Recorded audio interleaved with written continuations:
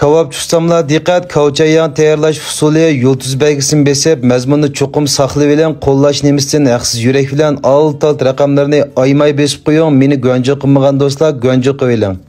Oldi bilan 13 kilo atrofidagi paxlarni tayyor qilib olgandan keyin qo'ltiq tarafiga, qo'g' taraflariga chiroyli pichoq urib tayyor qilib olamiz.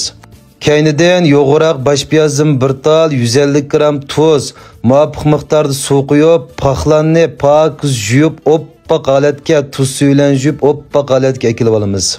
Ajrim uchun bir tal yurakni alt raqamlarni aymay yo'llab qo'ying. Bundan keyin texmi sarxil mazmunlarni yo'llab turmay, meni go'nja qilib oppoq holatga ekilib olgandan keyin tong'i chilaymiz. Tong'da 24 soat tug'sak intayin yaxshi bo'ldi. Tong'i chilash darsigini biz do'yinga yo'llab bo'lgan ichiga kirib foydalanib qolsangiz bo'ladi. Keynidan paxlanni tunu tug'dek holatda tayyor qilib olamiz. Keynidan buningga shir yasab olamiz. Shir yasagan vaqtidami bek suyuq, bek quyuq qilib etmagan asosda shirni o'lchamlik holatda yasaymiz. 5 bilan chiqarsangiz texmi ko'rkam chiqadi. 5 bilan chiqarmasangiz 5 ni elib etib mushta chiqarsangiz ham bo'ladi. Shirni hamma yerga tekshirib suyib olgandan keyin buningga muvofiq miqdorda oq kunjut berib, oq kunjutni chaplashtiramiz. Bunda olganda texmi ko'rkam chiqadi. Oq kunjutni berib olgandan keyin tununing havsi eng muhim, tununing havsini yaxshi tanshaymiz.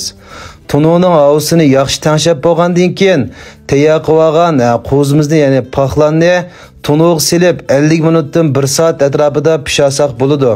O'lchamlik so'qilgan kavop bellak, kavop shirni har xil xurishlarga ehtiyojinglar bo'lsa, 1-4-9 126 146 degan undar bilan aloqalashing. Doğru intayin ishonchlik yarmisa pulinglar to'liq qaytidi. Yurak berib qo'llab qo'ying.